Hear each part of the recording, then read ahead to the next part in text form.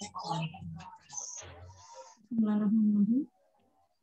Ujian promosi untuk mencapai gelar doktor dalam bidang ilmu hukum bagi Saudara Andi Marwan Eriansyah dengan judul disertasi Hakikat Sistem Pemasyarakatan sebagai upaya pemulihan terhadap warga binaan pemasyarakatan dalam perspektif hak asasi manusia. Rektor Universitas Hasanuddin dalam hal ini diwakili oleh Dekan Fakultas Hukum Universitas Hasanuddin, Profesor Dr. Farida Patitinggi SIMPI, sebagai Ketua Sidang Terbuka Ujian Promosi Doktor secara luring terbatas dan daring. Ketua Sidang, promotor, kopromotor, dan para penguji dipersilahkan untuk memasuki ruang ujian promosi. Hadirin yang hadir secara luring terbatas dipersilahkan untuk berdiri.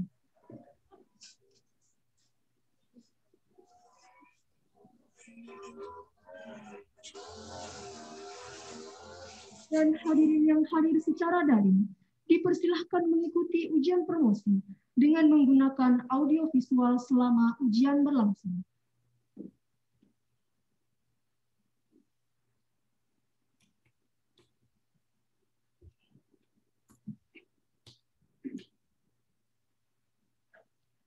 Hadirin dipersilahkan duduk kembali.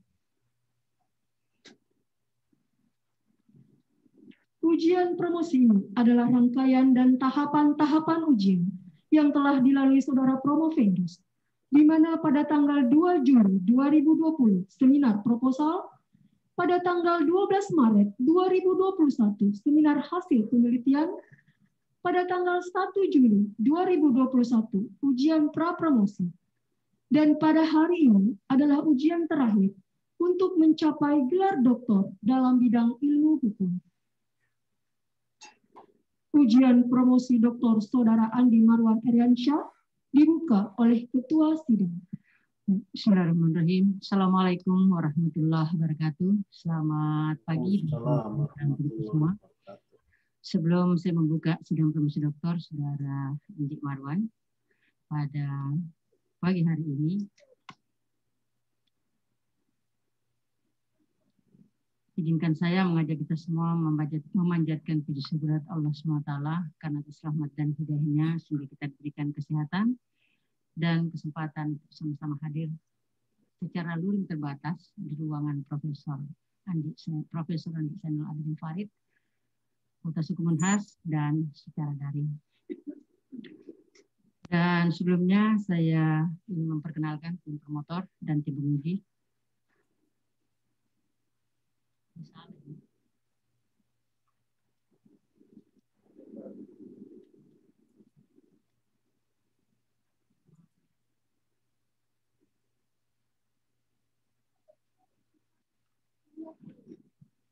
Ya, promotor yang amat pelajar Bapak Profesor Dr. Musakir, SHMH, Gelar Guru Besar pada Departemen Hukum Masyarakat dan Pembangunan yang hadir secara luring, dan kopromotor yang amat pelajar Bapak Profesor Dr. Samsul Bahri, SHMS, yang hadir secara daring Gelar Guru Besar pada Departemen Hukum Tata Negara dan saat ini bertugas tambahan selaku Wakil Ketua Majelis Wali Amanah Universitas Hasanuddin.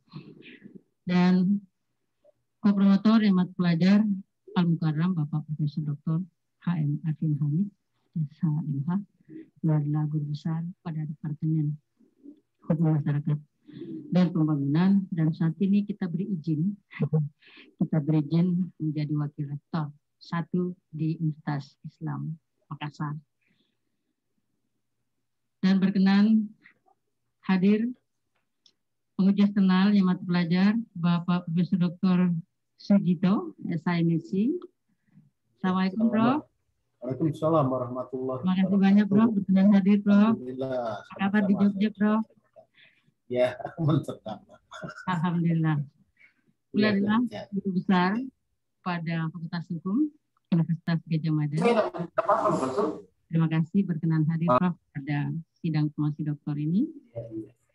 Dan penguji internal berturut-turut yang amat pelajar Bapak Profesor Dr. Andi Muhammad Sofyan, SHMH, adalah guru besar pada dan sekaligus Ketua Departemen Hukum Pidana yang hadir secara daring. Yang mata pelajar Bapak Profesor Dr. Andi Pangeran Munta, SHMH DFM, adalah guru besar pada Departemen Hukum Masyarakat dan Pembangunan yang juga hadir secara daring. Dan yang mata pelajar Bapak Profesor Dr. Muhammad SHMSI yang sampai saat ini belum memberikan konfirmasi. Dan yang mata pelajar Bapak Dr. Muhammad Hasrul SHMH, beliau adalah lektor kepala pada Departemen Hukum Acara dan saat ini diberi tugas tambahan selaku Wakil Dekan Bidang Kemahasiswaan, Alumni dan Kerjasama. Dan saya juga menyampaikan terima kasih dan penghargaan kepada seluruh tamu undangan, khususnya keluarga, orang tua, juga dari Kanwil Hukum dan HAM yang hadir pada kesempatan ini, juga yang hadir secara daring. Dan Saudara Andi Marwan Riansyah, apakah saudara sudah siap untuk mengikuti sidang promosi doktor? Baik, karena saudara sudah siap, atas nama Rektor Sidang Promosi Doktor, Saudara Andi Marwan Riansyah, dengan resmi saya tangan buka mengucapkan Bismillahirrahmanirrahim. Selanjutnya saya mengundang promotor untuk memperkenalkan promovendus. Dan hormat silakan. Bismillahirrahmanirrahim. Assalamualaikum warahmatullahi wabarakatuh. Salam.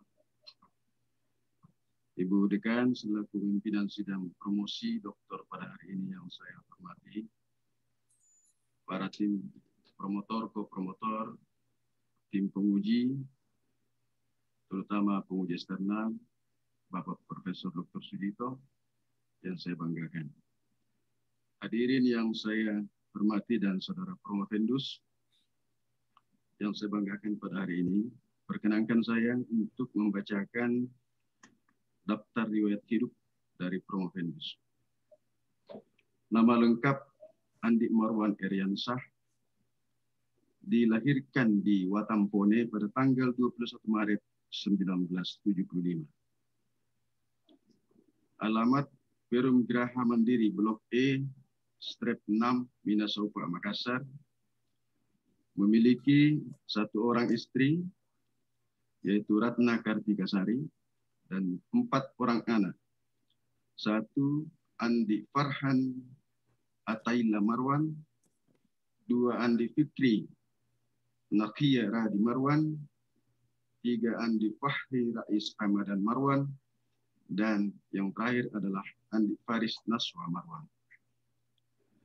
Riwayat pendidikan. Saudara promovendus menyelesaikan SD tahun 1987 di SD Impres 675 Matajang, Kabupaten Bone.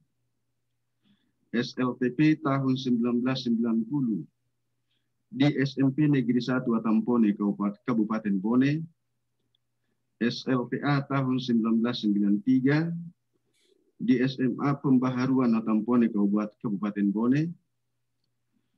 Kemudian melanjutkan studi pada Akademi tahun 2000 di Akademi Ilmu Pemasyarakatan Jakarta dan menyelesaikan sarjana hukum tahun 2003 di Universitas Satria Makassar dan menyelesaikan magister hukum tahun 2006 di Universitas Pajajaran Bandung. Pendidikan non formal Diklat Prajabatan Pusdiklat Detkumham Jakarta tahun 2001. Pelatihan Konseling Ditjen Pemasyarakatan Jakarta tahun 2005, Diklat Kepemimpinan TK4, BPSDM Kemenkumham Jakarta tahun 2009, dan Diklat SPPA BPSDM Kemenkumham Jakarta tahun 2017. Pekerjaan sebagai aparatur sipil negara, sekarang berpangkat di golongan pembina tingkat 1 golongan 4B. Riwayat jabatan mulai dirintis sebagai Kasubsi Keamanan Lapas Terbuka Jakarta 2005 sampai 2007. Kemudian terakhir menjadi Pembimbing Kemasyarakatan Ahli Madya Balai Pemasyarakatan kelas 1 Makassar 2016 sampai sekarang. Salah satu karya ilmiah antara lain adalah The Essence of the correctional system in the effort of recovering the correctional assistant residents. Dan banyak lagi makalah, ada sejumlah, ada 2 makalah sebagaimana tercantum dalam ringkasan disertasi. Demikian, Assalamualaikum warahmatullahi wabarakatuh, dan saya kembalikan kepada pimpinan sidang. Baik, terima kasih promotor. Selanjutnya saya silakan saudara Provendus untuk mempresentasikan ringkasan disertasinya dengan waktu paling lama 20 menit. Silakan. Baik, terima kasih, Prof. Bismillahirrahmanirrahim. Assalamualaikum warahmatullahi wabarakatuh. Yang saya hormati, yang amat terpelajar, Profesor Dr. Farida Patitinggi SHMHUM selaku pimpinan. Yang amat terpelajar, Profesor Dr. Musakir SHMH selaku promotor. Yang sangat amat terpelajar, Profesor Dr. Samsul Bahri SHMS selaku promotor. Yang amat terpelajar, Profesor Dr. Muhammad Arfin Hamid SHMH selaku promotor. Yang amat sangat terpelajar, Profesor Dr. Sujito SHMSI selaku penguji eksternal. Yang amat terpelajar, Profesor Dr. Andi Muhammad Sofyan SHMH selaku penguji. Yang amat terpelajar, Profesor Dr. Andi Pangeran Munta SHMH DFM selaku penguji. Dan yang amat terpelajar, Bapak Dr. Muhammad Hasrul SHMH selaku penguji. Kemudian sambil menanti yang amat sangat terpelajar, Profesor Dr. Muhaddar SHMH.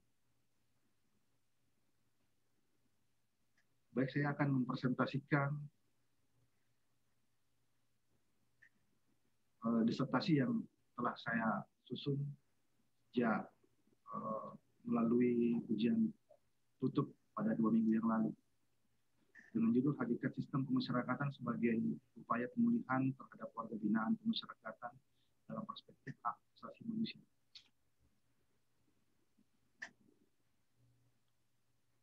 Seperti kondisi yang ada saat ini, sistem pemasyarakatan sejak tahun 1964 menjadi suatu sistem yang mengubah secara mendasar sistem kepenjaraan yang lebih menekankan kepada sistem yang atau upaya balas dendam dan penjaraan. Demikian pula terhadap institusi yang berada di dalamnya, yang dahulu dikenal dengan rumah penjara ataupun rumah pendidikan negara, yang kemudian dirubah menjadi lembaga pemasyarakatan, sehingga dengan pelaksanaan tersebut bertujuan agar narapidana mengakui kesalahannya, kemudian dapat merubah segala kesalahannya dan dapat menjadi warga negara yang baik dan bertanggung jawab baik terhadap diri, keluarga, dan lingkungannya. Kemudian sebagai bagian dari criminal justice system, sistem pemasyarakatan tidak dapat dipisahkan dari pengembangan konsepsi umum terhadap pemidanaan. Oleh karena itu, pemasyarakatan tidak hanya memandang narapidana sebagai objek, namun juga memandang sebagai subjek, tidak jauh berbeda dengan manusia lainnya yang sewaktu-waktu bisa saja melakukan kesalahan maupun kehilapan yang menjadikan dia dipidana, sehingga tidak mesti diberantas.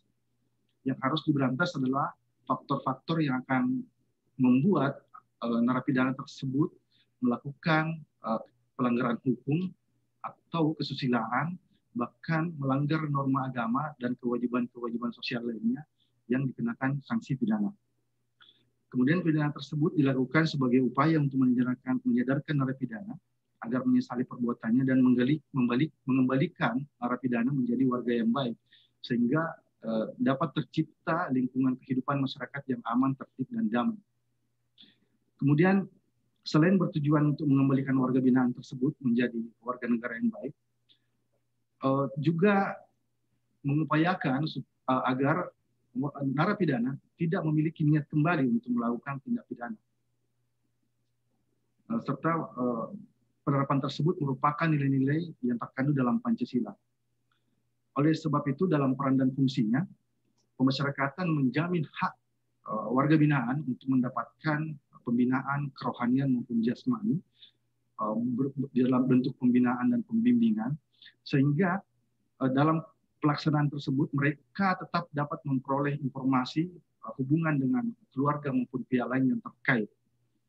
Dalam hal ini, untuk menjamin pelaksanaan sistem pemasyarakatan yang berjalan sebagaimana mestinya, dukungan masyarakat sangat diperlukan, baik secara langsung maupun tidak langsung, baik dalam bentuk kerjasama di dalam lapas maupun di luar lapas, dan yang terpenting adalah menerima atau sanggup menerima kembali warga binaan setelah menjalani masa pidana. Kemudian ada pun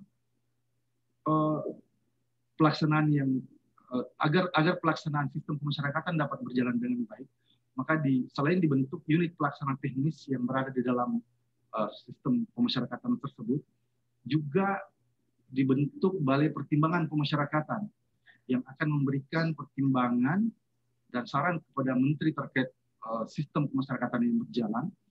Kemudian dengan adanya tim pengamat pemasyarakatan yang senantiasa memberikan saran dan rekomendasi terhadap pelaksanaan pemasyarakatan di UPT itu sendiri maupun sarana-sarana pendukung lainnya. Adapun isu dari penelitian atau disertasi yang saya angkat, dengan maraknya pelanggaran tindak pidana, baik itu berupa tindak pidana ringan seperti pencurian maupun tindak pidana yang berat, pembunuhan, kemudian penganiayaan, bahkan kasus-kasus terorisme, narkotika, korupsi nasional, sehingga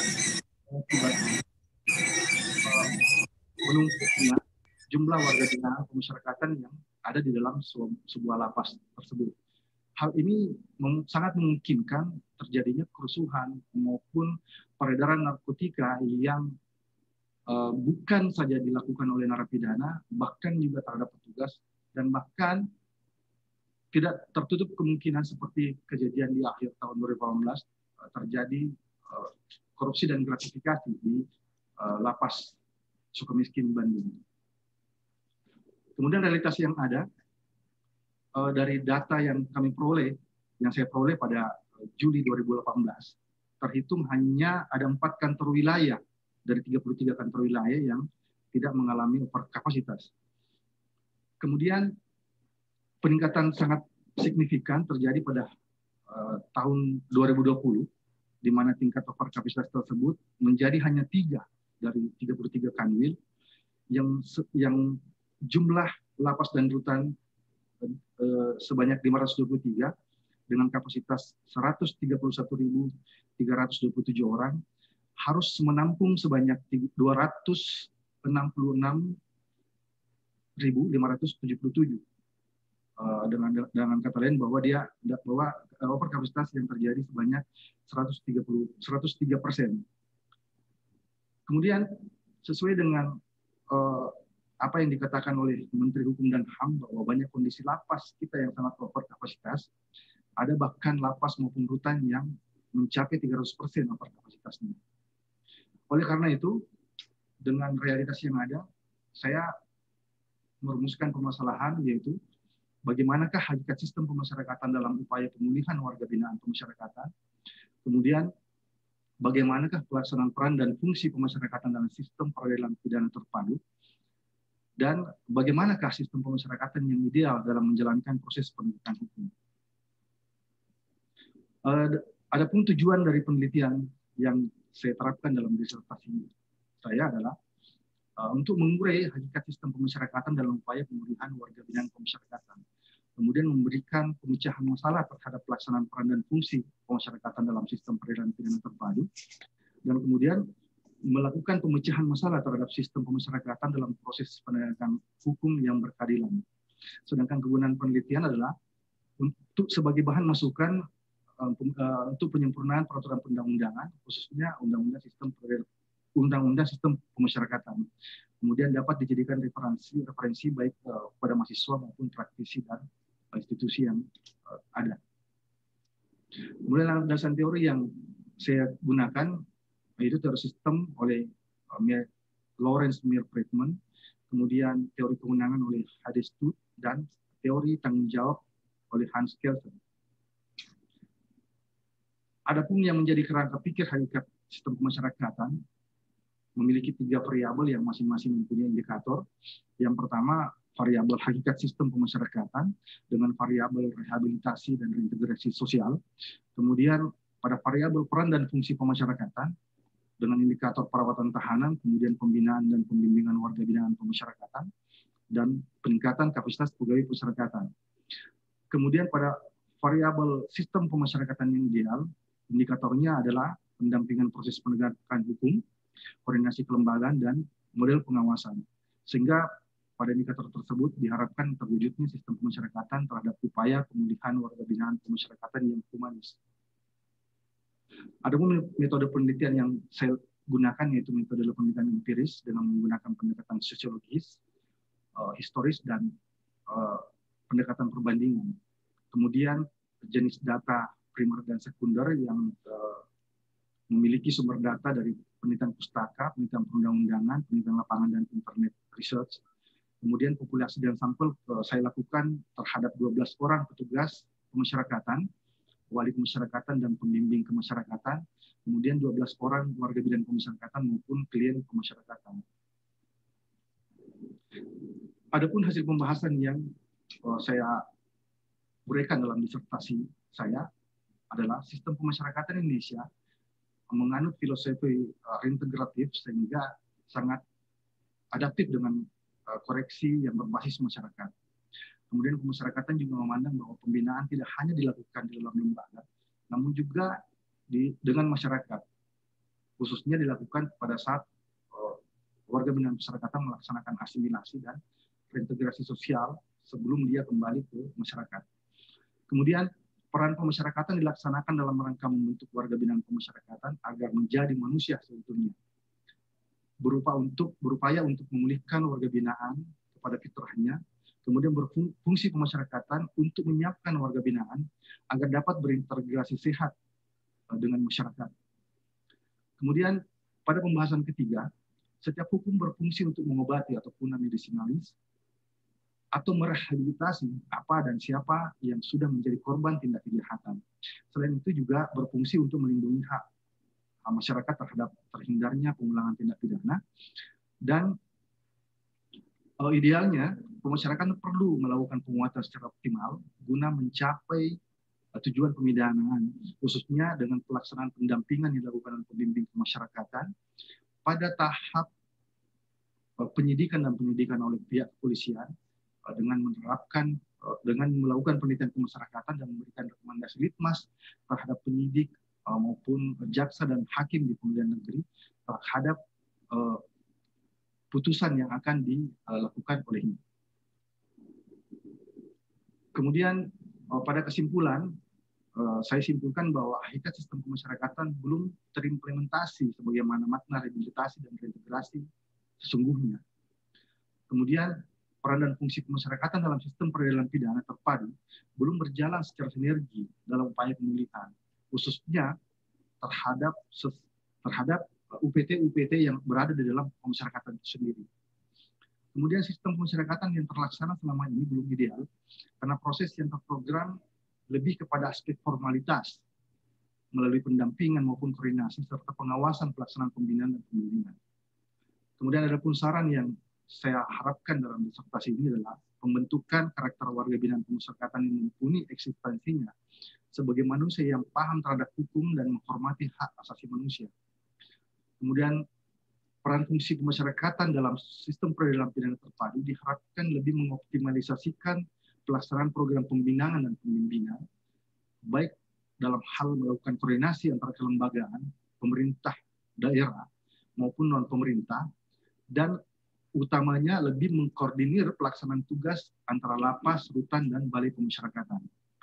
Kemudian yang terakhir adalah dalam mewujudkan sistem pemasyarakatan yang ideal, hendaknya melakukan optimalisasi pelaksanaan dan pendekatan restoratif terhadap upaya pemulihan agar membentuk warga binaan menjadi manusia yang seutuhnya dan menjadi warga binaan pemasyarakatan yang humanis.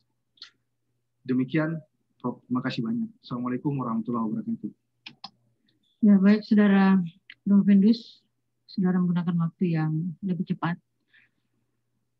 Dan selanjutnya saya akan segera mempersilakan tim promotor dan tim penguji untuk mengajukan sanggahan-sanggahan. Namun sebelum saya persilakan, saya perlu mengingatkan waktu dan kita bisa konsisten dengan waktu ini. Bahwa waktu masing-masing penguji hanya 5 menit. Namun khusus untuk penguji eksternal, kami tidak batasi, hanya minta menyesuaikan saja.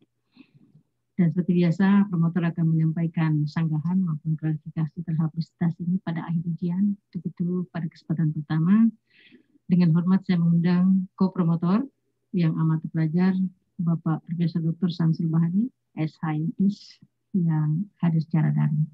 Dengan hormat silakan.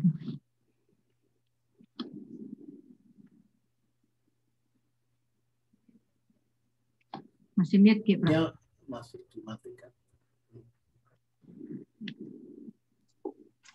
Assalamualaikum warahmatullahi wabarakatuh. Waalaikumsalam. Selamat pagi dan salam sejahtera untuk kita semua. Yang saya hormati dan banggakan pimpinan sidang, Ibu Dekan, Profesor Dr. Farida Patitinggi SH MHum, dan promotor Bapak Profesor Dr. Musakir SH MH, ko-promotor Profesor Dr. M. Arfin Hamid SH MH, dan penguji eksternal. Selamat datang Pak Prof. Sajito.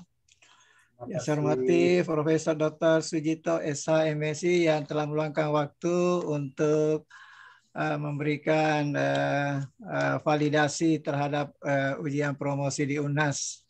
Selamat datang Prof. Jito. Yang saya hormati Profesor Dr. Andi Muhammad Sofyan SH MH. Yang saya hormati Profesor Dr. Andi Panggiramunta SH MH. Yang saya hormati Profesor Dr. Muhadar SH MS, dan penguji terakhir Bapak Dr. Muhammad Hasrul SH MH. Saya melihat ada beberapa pejabat-pejabat penting dari Kementerian Hukum dan HAM yang hadir pada ujian promosi dari Andi Marwan. Mungkin ada Bapak Kakanwil Hukum dan HAM, Bapak Dr. Andes Harun Sulianto BSc, dan ada Bapak Edi Kurniadi dari Kepala Divisi Lembaga Pemasyarakatan, dan ada Ibu Afrida, ya, dan para pejabat-pejabat yang saya tidak sempat sebut namanya. Pertama, saya menyampaikan apresiasi kepada Saudara Andi Marwan Eriansyah yang telah melakukan penelitian dan pengkajian yang berkaitan dengan sistem pembinaan narapidana sebagai upaya pemulihan terhadap warga binaan pemasyarakatan. Sekalipun Provendus berada di dalam lingkup kelembagaan ini, tapi saya melihat bahwa beliau mampu menyampaikan hasil penelitian secara objektif dan bisa dipertanggungjawabkan. Sebagai co-promotor, saya mengapresiasi hasil penelitian ini dan mudah-mudahan bisa menjadi salah satu solusi terhadap pembinaan lembaga pemasyarakatan. Tadi disampaikan bahwa dari perubahan nomenklatur penjara menjadi lembaga pemasyarakatan itu bukan hanya sekedar perubahan nama, tapi ada perubahan-perubahan yang berkaitan dengan seperti yang diteliti rehabilitasi dan reintegrasi. Tetapi faktanya menunjukkan bahwa lembaga pemasyarakatan itu tetap over kapasitas. Saya kira itu menunjukkan satu indikator belum optimalnya sistem pembinaan yang ada di dalam lembaga pemasyarakatan. Di semua negara kalau kita melihat ya, itu memiliki yang namanya integrated criminal justice system. Jadi sekalipun itu tidak sama di semua negara ya. Tapi hal ini menunjukkan bahwa ada ada koordinasi kelembagaan dari hulu ke hilir, ya, sehingga di lembaga pemasyarakatan itu tidak menjadi satu lembaga yang menerima sesuatu yang menjadi tanggung jawab, tapi ini adalah tanggung jawab integrated, mulai dari kepolisian, advokat, kejaksaan, pengadilan yang berpuncak kepada Mahkamah Agung dan berakhir di lembaga pemasyarakatan sebagai satu sistem yang terintegrasi. Nah, inilah barangkali ada yang perlu dielaborasi, perlu diinspirasi model-model integrated criminal justice system di beberapa negara. Yang kedua, kalau kita melihat di undang-undang pemasyarakatan bahwa sistem pemasyarakatan diselenggarakan dalam rangka membentuk warga binaan dan rangka mewujudkan manusia seutuhnya. Nah, saya kira ini dalam aturan sudah cukup memberikan ruang, akan tetapi sistem yang saya bahasakan tadi itu dari hulu ke hilir itu belum terintegrated. Nah, apa yang menjadi solusi atau apa yang menjadi temuan Saudara Profendus berkaitan dengan bagaimana membangun sebuah integrated criminal justice di dalam upaya pembinaan warga binaan di pemasyarakatan. Silakan Saudara Profendus, satu pertanyaan saja. Baik, terima kasih Profesor Dr. Samsul Bahri, SHMS.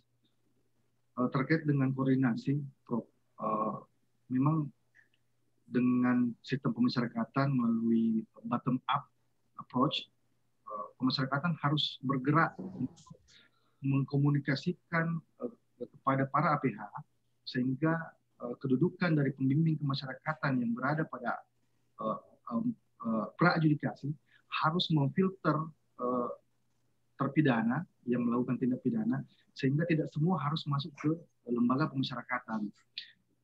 Kenapa? Karena selain penumpukan yang terjadi atau overcrowded yang terjadi di lapas, tidak hanya mengurangi program-program yang tidak dapat berjalan sebagaimana mestinya, juga akan menguras banyak keuangan negara. Utamanya pada tahun lalu setelah saya browsing, saya menemukan bahwa untuk uang makan narapidana saja per hari itu 1,7 triliun. Artinya kalau itu terkurangi, mungkin pos anggaran tersebut bisa dipergunakan oleh institusi-institusi yang lain, baik dari sisi pendidikan maupun sisi sosial dan lain sebagainya. Demikian, Prof. Baik, saya kembalikan ke pimpinan sidang ujian promosi doktor. Ya, terima kasih Amat Pelajar Bapak Profesor Dr. Samsul Bahri, SHMSI, MS selaku co-promotor. Selanjutnya saya undang yang Amat Pelajar Bapak Profesor Dr. Haim Arifin Hamid, SHMH selaku co-promotor. Silakan Pak. Terima kasih Ibu Dr. Hajah Faridah Tinggi selaku pimpinan sidang promosi pada hari ini. Promotor dan co-promotor dan para penguji yang saya banggakan, hadirin yang menyaksikan sidang promosi ini, baik yang luring maupun yang daring. Saya juga bersyukur karena Saudara Profendus Andi Marwan yang saya bisa menghadirkan sebuah disertasi yang tuntas. Ada sampulnya, ada penutupnya. Dan isinya sudah kita goreng, sudah kita uji, mulai dari proposal sampai hari ini. Yang pertama, dalam disertasi ini Profendus mencoba mau mengelaborasi melalui hasil penelitian, melalui penelitian yang mendalam mengenai hakikat sistem pemasyarakatan yang ujung-ujungnya belum terimplementasi sebagaimana makna rehabilitasi dan reintegrasi yang sesungguhnya. Saudara peneliti, saudara Provendus, ini kan melakukan penelitian di beberapa negara, termasuk di Belanda. Ya, infonya itu kosong penjaranya. Ya, di Indonesia permasalahannya pasti larinya ke overload, over kapasitas. Nah, sekarang barangkali perlu kami dengar hasil analisis Provendus, problem terbesar apakah yang kita hadapi saat ini terkait dengan pemidanaan pemasyarakatan yang kita jalankan di Indonesia. Silakan. Baik, terima kasih Profesor Dr. Arvin Hamid SHMH. Selain sistem pemasyarakatan memang yang dibangun sejak tahun 64 ini untuk memulihkan hubungan hidup dan kehidupan dan penghidupan, juga perlu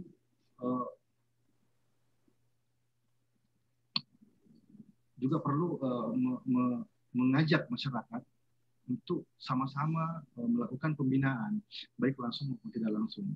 Kemudian dengan penelitian atau internet research yang saya lakukan terhadap Belanda, bahwasanya memang ada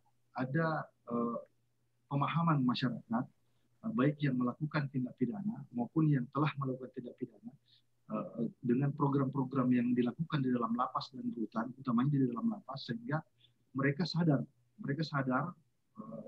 terhadap apa yang dilakukannya. Kemudian mulai dengan menyadarkan batinnya, sehingga mampu mengikuti setiap program yang dilaksanakan selain program ANI tersebut. Pada akhirnya, pada saat batinnya telah terobati, narapidana tersebut dapat berfungsi secara bebas. Khususnya saya ambil contoh seperti yang kemarin kita dengar bahwa almarhum Prof. Anton Medan itu mulai sadar waktu di dalam lapas. Nah, ini yang sebenarnya yang harus diharapkan dari sistem ini. Demikian. Ya, saya kira Anda terlalu taat pada undang-undang ini. Iya, yaitu dengan prinsip tujuan pemidanaan itu adalah untuk rehabilitasi dan reintegrasi. Nah, saya kira kalau dokter itu tidak perlu. Kalau perlu dibantai itu undang-undang. Kalau perlu dikritisi itu undang-undang. Anda masih memandang bahwa hakikat pemidanaan itu rehabilitasi dan reintegrasi. Tadi temuan Anda di Belanda itu menarik sekali. Ada penyadaran gitu. Ya, nah, apa penyadaran, ada awareness gitu ya. Ya, saya kira itu yang harus mengedepan. Iya, kalau reintegrasi, rehabilitasi terlalu ini gitu. Iya, mungkin saja rehabilitasinya itu pura-pura. Reintegrasinya itu pura-pura. Ya, karena kesadaran tidak dibentuk. Saya kira ini mungkin yang cocok untuk menjadi hakikat ya pemidanaan itu, pemenjaraan itu. Jangan terlalu takut. Anda takut mengkritisi undang-undang ya? Ya, coba bagaimana itu? Kalau saya itu yang coba dijelaskan. Ini penting sekali. Ya. Semisal di undang-undang itu memang mengatakan salah satunya pemasyarakatan ditempatkan pada bagian akhir surat keputusan. Padahal pada kenyataannya melalui pemasyarakatan, melalui pembimbing pemasyarakatan itu sudah melakukan pendampingan pada tahap penyidikan maupun penyidikan yang saat ini kita lakukan terhadap anak yang berhadapan dengan hukum. Kemudian ada beberapa yang memang harus dikritisi dengan undang-undang pemasyarakatan tersebut. Sebagai contoh, lembaga pemasyarakatan yang tidak bersinergi dengan KUHP, pada saat hakim memutuskan menjalankan pidana penjara, padahal dijalankan di lembaga pemasyarakatan. Saya rasa seperti itu, Prof. Iya. Kalau di Belanda itu kan, kalau orang masuk penjara itu kan banyak sekali yang hilang. Iya, banyak sekali yang hilang. Ya gajinya mungkin kalau di sini ya mungkin 40 juta, 50 juta per orang. Kalau dia masuk penjara kan hilang itu. Jadi mereka tidak mau masuk penjara. Nah, dari situ terbentuk jiwanya agar tidak melakukan kejahatan. Ya kondisi itu tidak sama di Indonesia.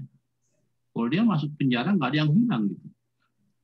Ya mungkin malah dapat sesuatu, dapat makan gratis.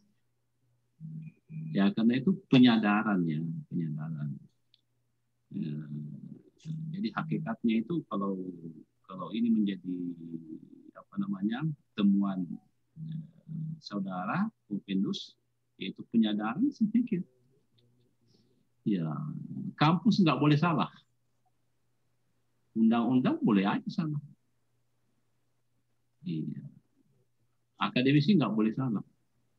Itu Galileo ya, ketika dia menyatakan dunia ini bundar dan ditentang bahkan mau dipenjara, untung gereja maafkan, nggak jadi dihukum mati. Tapi ya jangan terlalu ikut undang-undang. Ya. Dan ini ya kita akademisi ini. Besok undang-undang ya amandemen selesai. Kalau kampus yang salah pikir, nah itu dibawa terus. Yang terakhir, kira-kira apa masalah terbesar yang kita hadapi saat sekarang ini dalam dunia kemasyarakatan? Jangan overload terus, jadi tumbal terus overload. Semua bicara over capacity, enggak. Ya, apalagi tadi ada criminal justice sistem itu dari sananya sudah harus dibangun gitu ya. Terakhir, silakan. Sebenarnya ini pola lama, Prof, yang mungkin akademisi sudah bahkan mungkin puluhan tahun yang lalu dengan adanya pendekatan restoratif, Prof.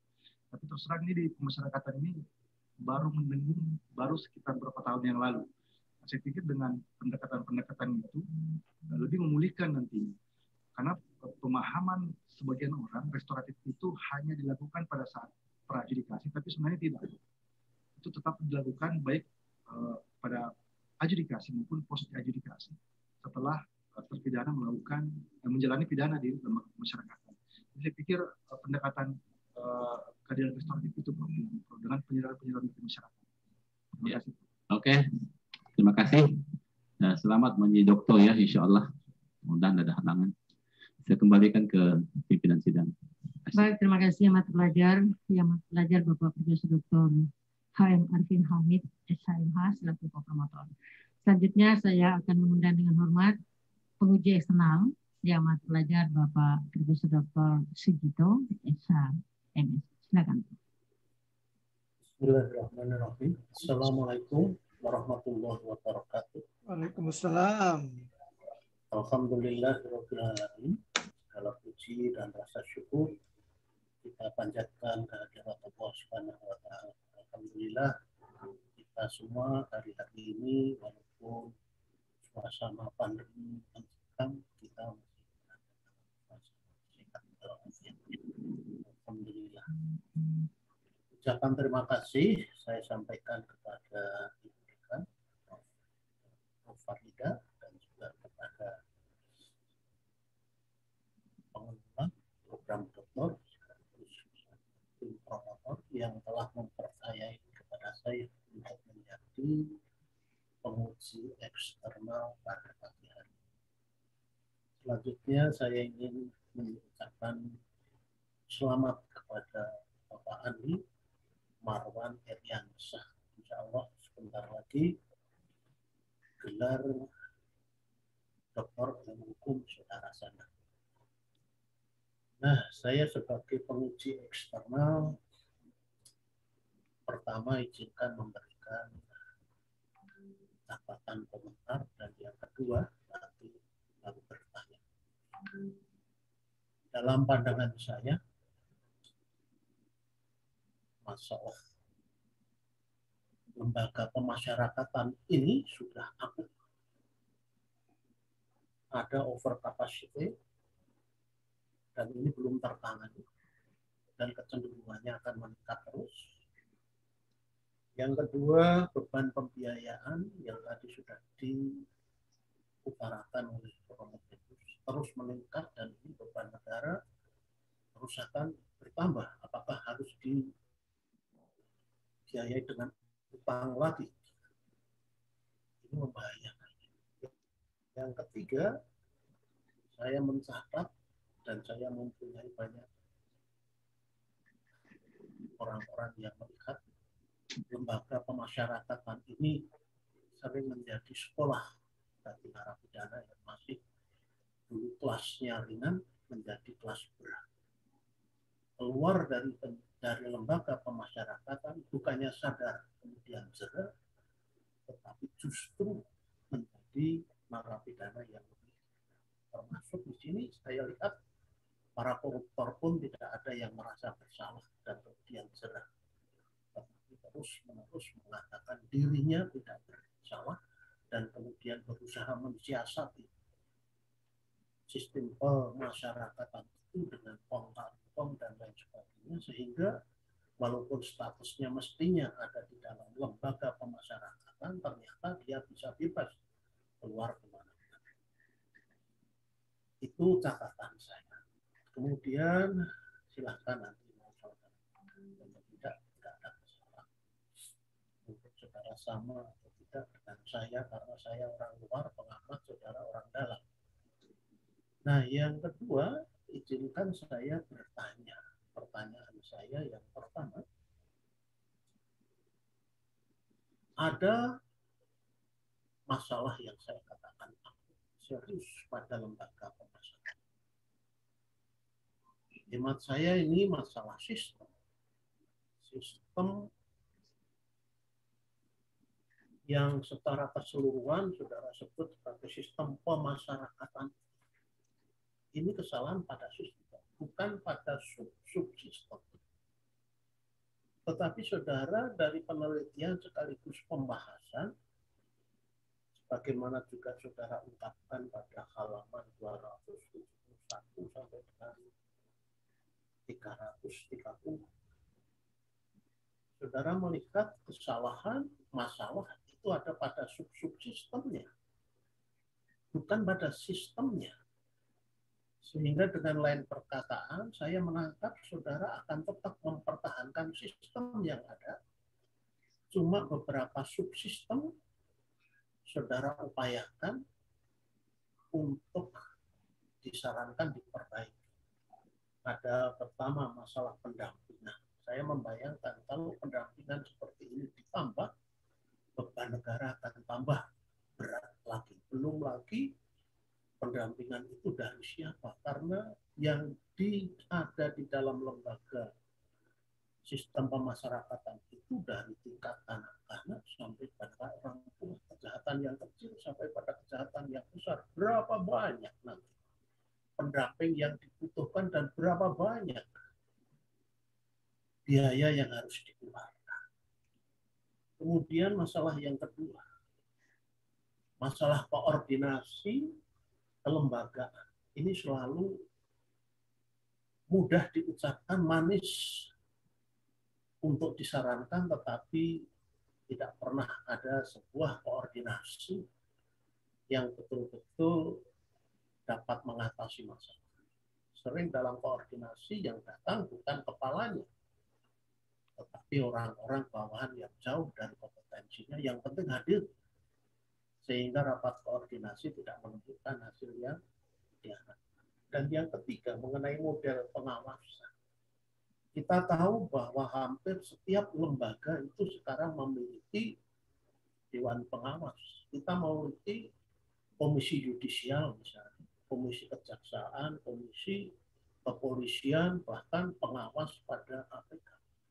Kita sudah merasakan kayak apa efektivitas dari lembaga-lembaga pengawas itu. Boleh dikatakan masyarakat kecewa. Nah, 3 hal subsistem yang saudara teliti dan saudara kaji ini, hemat saya ini hanya sekedar apa yang disebut upaya-upaya yang bersifat inkrementalistik tambal sulam. Tapi rumah yang bocor itu sendiri sebagai bangunan, sebagai sistem tetap tidak diperbaiki. Yang diperbaiki ya genteng yang bocor itu aja, set yang sudah rusak itu saja, pintu yang sudah rusak itu aja, kira-kira seperti itu.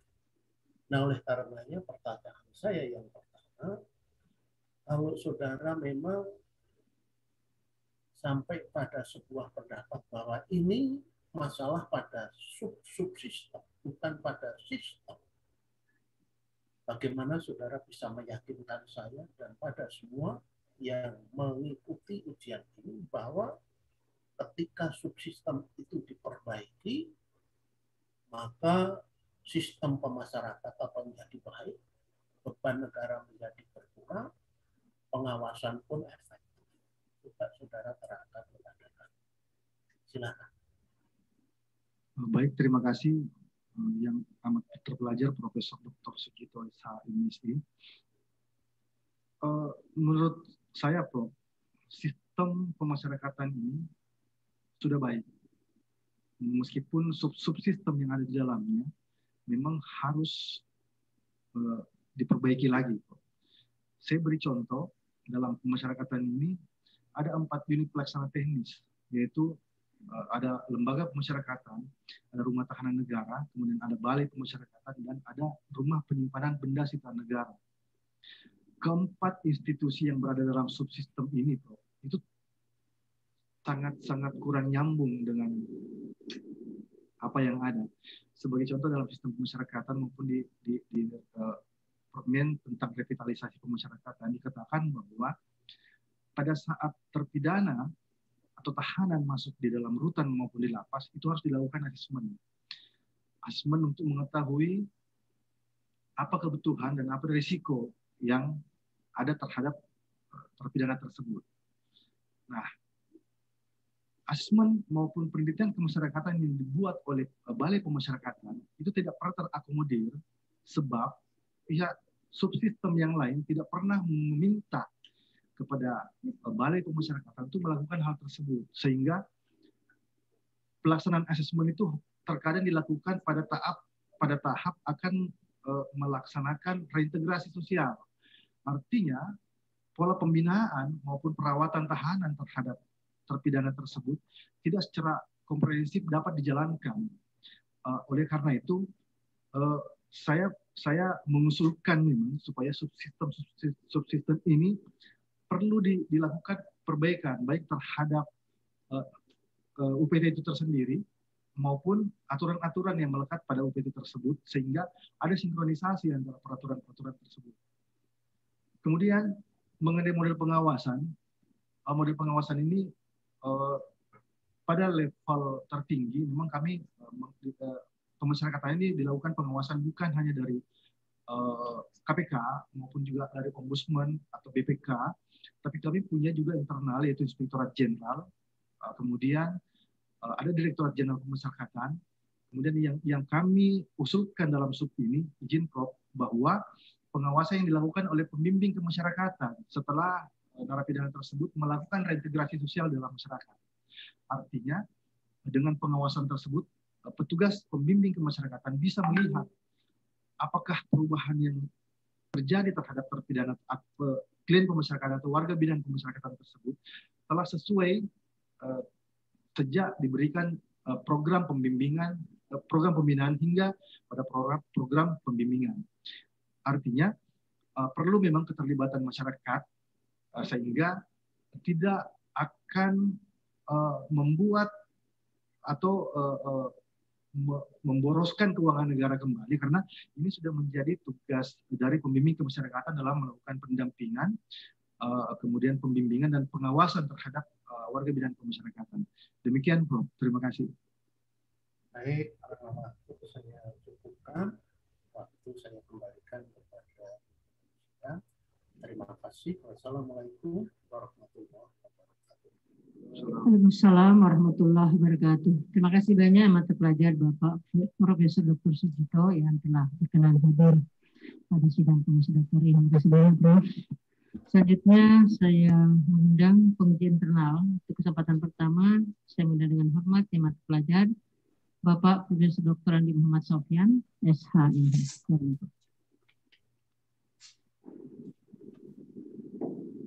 Terima kasih. Pada kesempatan ini saya menyampaikan penghargaan dan terima kasih saya kepada Ibu Dekan yang memberi kesempatan kepada saya. Yang saya muliakan, pimpinan atau ketua sidang,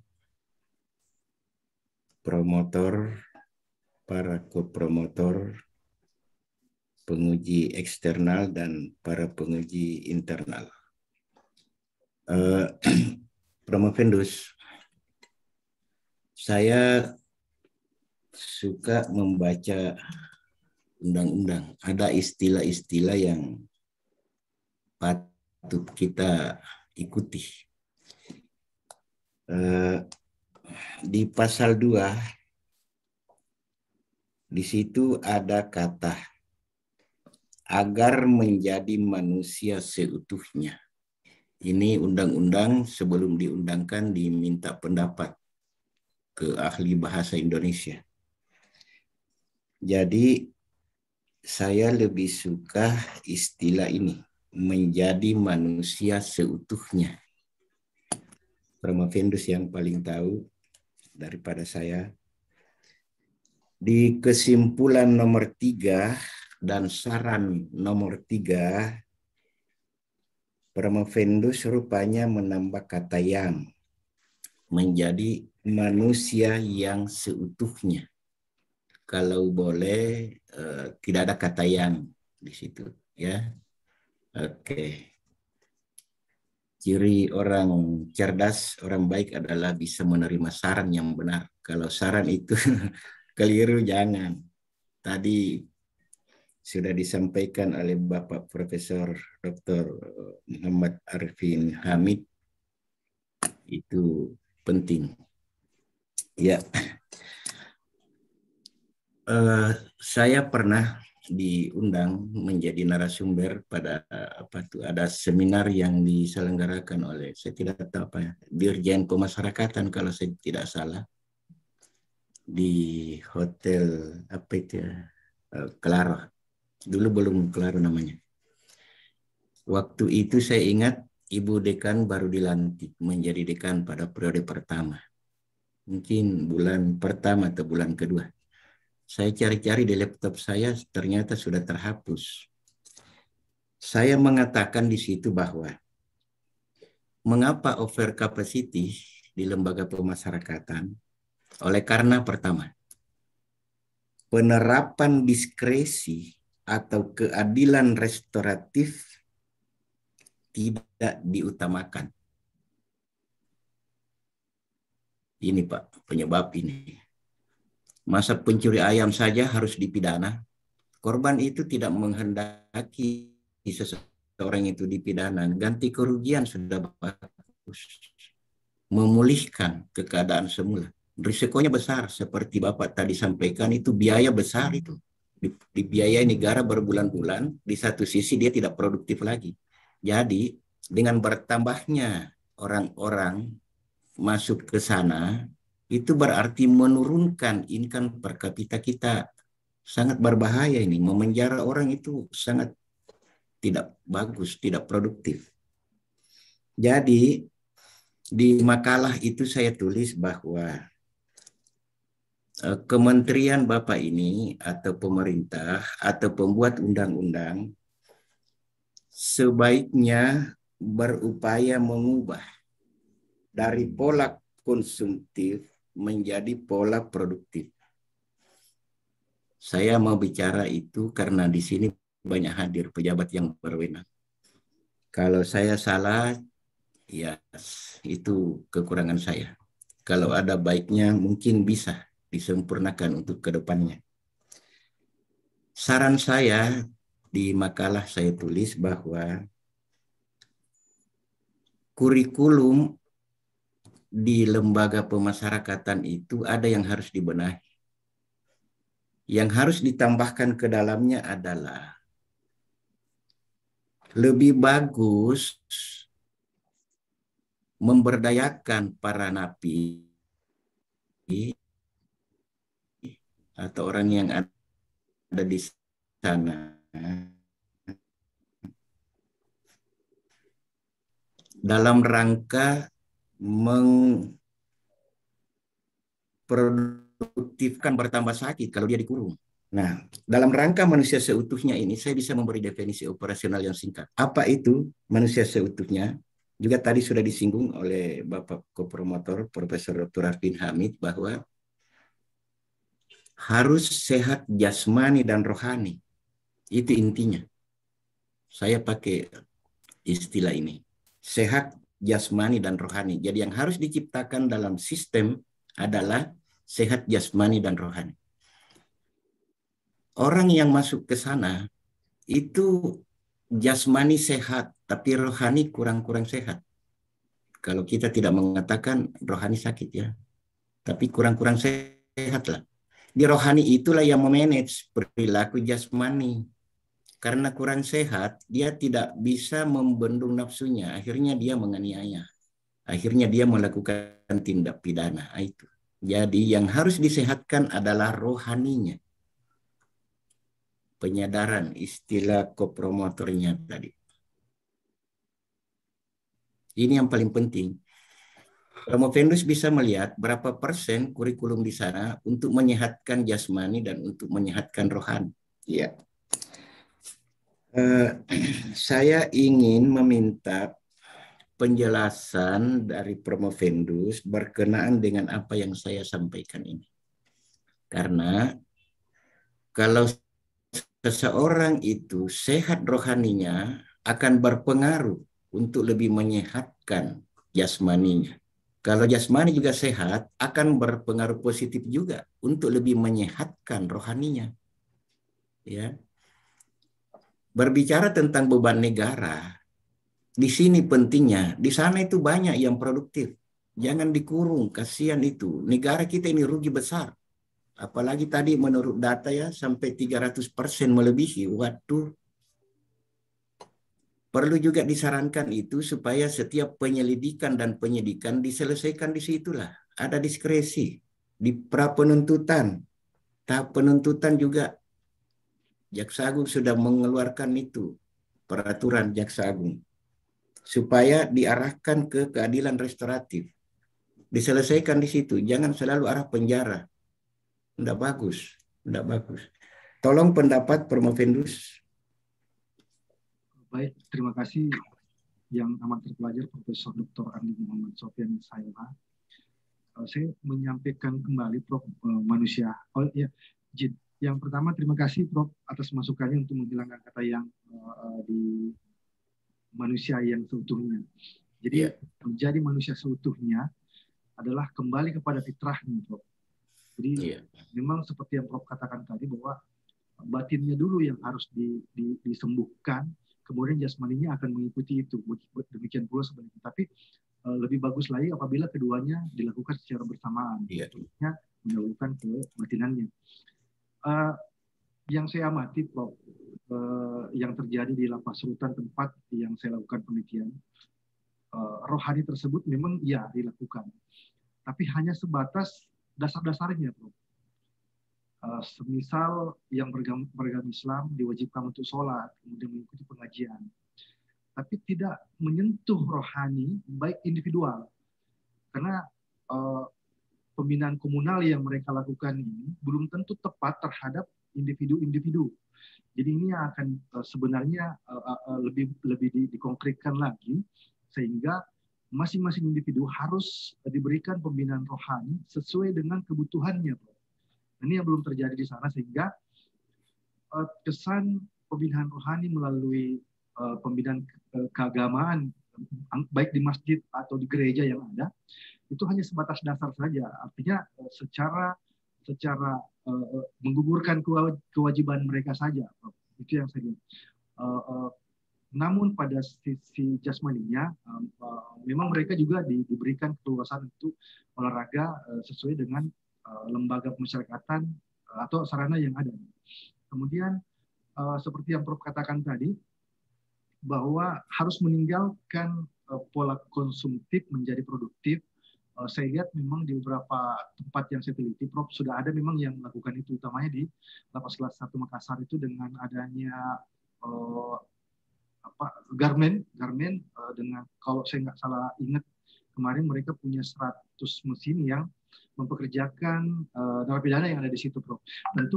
Tentu diawali dengan asesmen oleh pembimbing kemasyarakatan sehingga yang menjadi narapidana yang dipekerjakan di situ telah terseleksi dengan baik. Demikian, Prof. Terima kasih, Prof. Iya. Bagus sekali jawabannya. Satu lagi, bagaimana caranya nih supaya bisa diproduktifkan untuk menggarap, memproduktifkan lahan tidur? Tidak perlu ada mesin-mesin di situ. Ditanami apa memproduktifkan. Dia juga akan sehat. Bagaimana tentang itu, Pak Pramafendus? Itu juga terjadi, Prof. Jadi kemarin saya ke Lapas Makassar itu, kalau istilah mereka itu beranggang itu di luar dari tembok. Kemudian ada lahan-lahan tidur yang ada di sekitar situ yang saya telusuri bahwa memang itu tanah milik Kementerian Hukum dan HAM, itu ditanami, Prof. Ditanami sayur, kemudian ada kangkung, ada beberapa sayur mayur, kemudian beberapa spesies itu digunakan sebagai kandang kambing. Hanya karena pandemi, Prof. Hanya karena pandemi kemarin, itu terbengkalai lagi. Iya. Ya. Saya sudah puas dengan jawaban Pramafendus, bagus sekali, cerdas ya. Semoga bisa lebih memberi pemikiran untuk mewarnai peraturan-peraturan atau kurikulum bersama-sama dengan semua para pejabat yang berwenang. Ya, selamat Pak Andi Marwan. Itulah yang saya bisa sampaikan, Ibu Ketua Sidang yang mulia. Terima kasih atas kesempatan ini. Ya, baik, terima kasih amat pelajar Bapak Profesor Dr. Andi Muhammad Sofyan, SHMH. Dan selanjutnya saya mengundang dengan hormat amat pelajar Bapak Profesor Dr. Andi Panjaramunta, SHMH DFM. Assalamualaikum warahmatullahi wabarakatuh. Yang saya hormati Ibu Dekan sebagai pimpinan sidang promosi. Saya hormati Ketua Tim Promotor dan anggota Tim Promotor, Prof. Musakir, Prof. Samsul Bahri, dan Prof. Arvin. Penguji eksternal, Prof. Dr. Sujito, SHMH. Kemudian penguji lainnya, Prof. Muhadar dan Andi Muhammad Sofyan, serta Dr. Muhammad Hasrul. Saudara Andi Marwan, ini sudah banyak pertanyaan.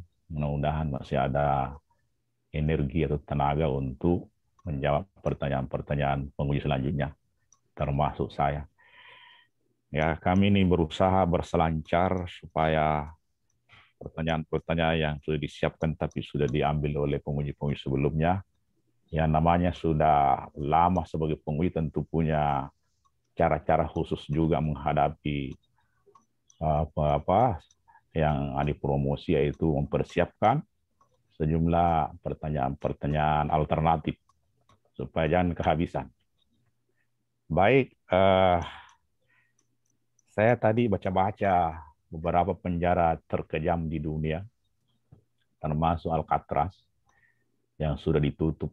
Alcatraz ini sebetulnya dulu menjadi base camp pertahanan Amerika di sebuah pulau, lalu ditempatkan sebagai penjara yang dijaga ketat oleh militer, tapi sudah ditutup. Lalu ada lagi satu di Colorado ya. Justru ini tempatnya bukan di pulau, tapi di pegunungan yang sangat jauh. Jadi ternyata setelah pelajari cara orang Amerika membuat penjara-penjara seperti ini, memang pertama sasarannya adalah bagaimana menjatuhkan mentalnya itu penjahat. Karena kalau melakukan kejahatan langsung masuk penjara yang ya betul-betul mengerikan, kira-kira begitu. Nah, terkait dengan ini, saya teringat satu teori dari Suryono Sukanto itu mengenai efektivitas ya, yang selalu kami ajarkan, efektivitas penegakan hukum. Ya, ini juga saya lihat ada relevansinya dengan teorinya Lawrence Fishman yang mengenai sistem hukum. Suryono Sukanto menyatakan bahwa tegaknya hukum termasuk penegakan aturan-aturan di lembaga pemasyarakatan. Ya, aspek hukumnya tentu undang-undangnya sudah ada, aparatnya juga sudah ada, pembina, pengawas, dan seterusnya. Nah, kemudian yang berikut itu fasilitas. Nah, ini saya berkomentar sekitar fasilitas ya. Di Indonesia ini kan banyak pulau-pulau juga ya, yang jauh-jauh. Apakah ini saya lihat kan penjara banyak ditempatkan di tengah-tengah kota, ya, kecuali yang ada di Nusa Kambangan itu, yang ada pulau sedikit. Saya tadi berpikir kalau pulau paling jauh kita tempatkan itu sehingga komunikasi dan bantuan-bantuan itu terputus sehingga fokus dalam pembinaan, kemungkinan bisa menjadi satu alternatif. Ya, atau dicari pulau gunung yang tertinggi di Indonesia ditempatkan di situ. Ya, memang masalahnya di sini bagaimana pendanaannya ya. Apalagi di era pandemi ini mungkin memang susah. Untuk itu saya tadi terbersit seperti juga ini menyambung dari Prof. Andi Sofyan, yaitu penjara itu menyenangkan lah. Ya. Bagaimana ini ya, minta nanti komentar Saudara Andi Marwan. Kalau lembaga pemasyarakatan yang ada sekarang ini, yang banyak sekali penghuninya, ya sampai 300% overload, mulai ke depan di setel semacam lembaga pesantren. Ya. Jadi aparat-aparatnya itu kiai-kiai, kemudian ada kebun-kebun, ada usaha mikro di dalam, ya, dan prioritasnya para penjahat-penjahat itu diolah menjadi pendakwah-pendakwah, kiai-kiai masa depan. Mungkin ini salah satu solusi ya. Jadi Dirjen Hukum HAM ini atau Dirjen Lembaga Pemasyarakatan kerjasama dengan pesantren-pesantren yang ribuan di Indonesia. Bagaimana itu disebar, ya? Ya, tentu melalui seleksi dulu, kalau sangat berbahaya jangan langsung karena nanti habis santrinya di dalam, disigat, diseleksi, diwawancarai secara psikologi yang memungkinkan bagus ya dikirim ke pesantren. Ya, coba minta tanggapannya, silakan. Baik, terima kasih yang amat terpelajar Bapak Profesor Dr. Adi Pangeramuni SHM HDM. Seperti yang saya sampaikan sebelumnya, Prof, bahwa memang dibutuhkan batin untuk bagaimana si narapidana mampu melaksanakan atau mengikuti setiap program yang diterapkan di lembaga pemasyarakatan. Nah, bagaimana untuk mengetahui itu? Perlu memang dilakukan asesmen di awal, Prof. Nah, ini yang tadi saya sampaikan bahwa subsistem ini belum sinergi yang menimbulkan kemungkinan tidak diketahuinya bahwa tingkat kebutuhan dan risiko terpidana ini untuk seperti apa. Nah, seperti yang Prof sampaikan tadi bahwa bagaimana kalau membangun pesantren itu sudah beberapa lapas dan rutan, utamanya lapas, Prof, itu sudah melakukan, bahkan mereka berulang-ulang melakukan hatam atau wisuda. Anggap contoh, waktu saya pernah bertugas di lapas narkotika Jakarta kurang lebih setahun, untuk selama setahun kami tim mengupayakan sampai 4 kali wisuda dari santri yang ada di dalam lapas itu. Dan memang ini jadi harapan sebenarnya, Prof. Melalui kelompok kerja, kelompok masyarakat peduli pemasyarakatan ini sudah terbentuk, yang khususnya dilaksanakan oleh Balai Pemasyarakatan ini akan mensinergikan nantinya, Prof, dengan beberapa stakeholder, baik lembaga pemerintah maupun non pemerintah, untuk sama-sama peduli tentang apa yang dibutuhkan oleh warga binaan. Demikian, Prof. Ya, saya kira bagus ya. Mungkin saran tadi ini bisa ditambah ya, supaya pesantren yang banyak di Indonesia itu dimanfaatkan, supaya dana yang tersedikit di Indonesia ini ya tidak terlalu banyak digunakan untuk lembaga pemasyarakatan, tapi kerjasama dengan pesantren-pesantren. Saya kira demikian Ibu Dekan sebagai pimpinan sidang promotor. Assalamualaikum warahmatullahi wabarakatuh.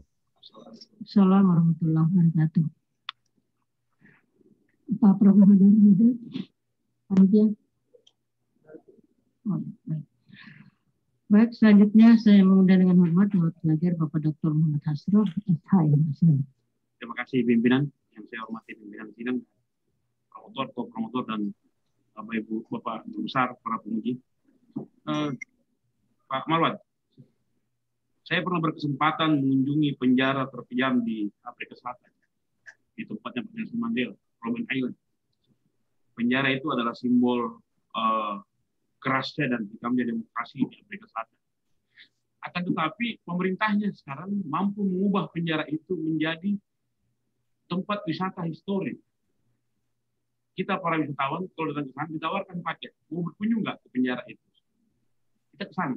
Nah memang kurang lebih 12 mil dari kota dan banyak hiu di situ. Jadi memang orang nggak bisa lari mungkin kalau banyak hiu di perairan itu. Yang saya mau bilang adalah bahwa mereka mampu mengubah wajah penjara menjadi humanis dalam memperlihatkan diorama-diorama dan kebebasan berdemokrasi di Afrika Selatan sekarang. Melihat penjara kita pada hari ini overload, over capacity, akhirnya bisa menimbulkan residivis baru mungkin. Nah, akhirnya frame bahwa kita masuk penjara tadinya tidak jahat malah menjadi jahat di dalam fungsi Bapak sebagai petugas pemasyarakatan, ya, pembimbing kemasyarakatan, di sini yang sangat penting. Bagaimana membuat dia kembali menjadi humanis. Akan tetapi, saya ingin dengarkan apa harapan Bapak sebagai petugas pemasyarakatan terhadap pemerintah dengan melihat kondisi realitas yang ada sekarang. Karena ada satu dua ya, ada junior dan pembimbing kemasyarakatan juga kadang mengeluhkan. Bisa juga, Pak, karena pemerintah tidak berbanding dengan apa yang kita harapkan. Jadinya, ya kita laksanakan tugas fungsional hanya sekadar melaksanakan tugas saja. Misalnya fasilitas atau yang lain, saya ingin dengar dari Bapak. Silakan. Baik, terima kasih yang amat terpelajar Bapak Dr. Muhammad Hasrul, SHMH. Memang menjadi keluhan kami, Pak. Khususnya kami pembimbing kemasyarakatan yang betul-betul minim dengan sarana dan prasarana. Kantor kami yang hanya sebenarnya di Bapas Makassar ini, kalau kami ukur orangnya, itu mungkin hanya bisa menampung sekitar 50 orang. Sekarang udah karena banyaknya yang pindah, tergiur dengan fungsional tersebut, akhirnya sekarang kurang lebih 120-an sekian. Nah, dengan adanya penambahan itu, otomatis anggaran tidak bertambah, Pak.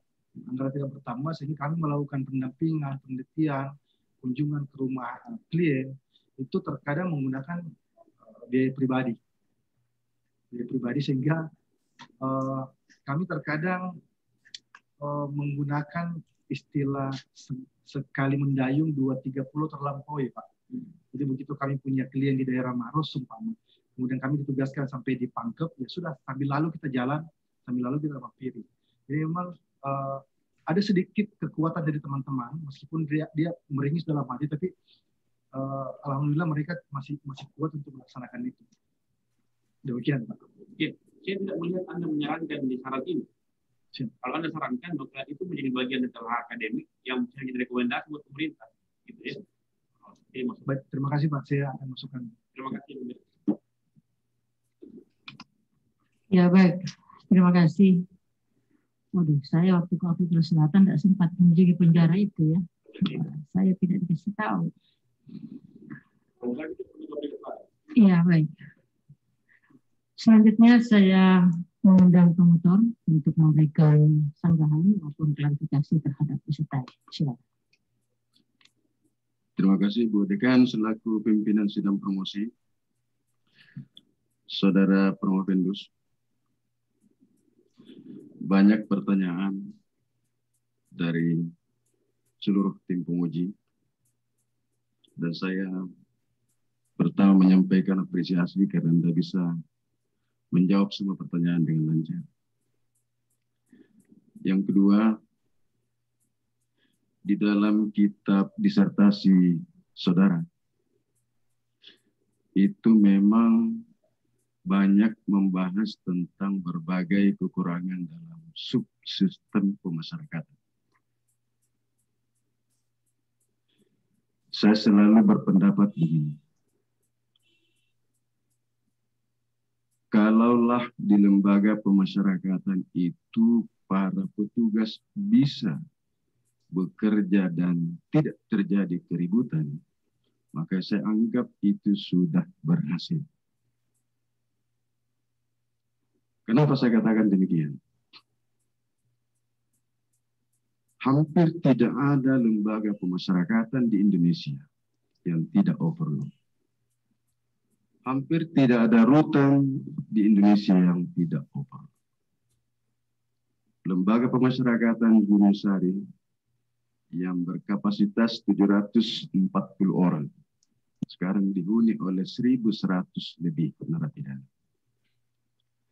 Rutan Makassar yang berkapasitas 500 orang sekarang dihuni oleh 2.000 orang lebih.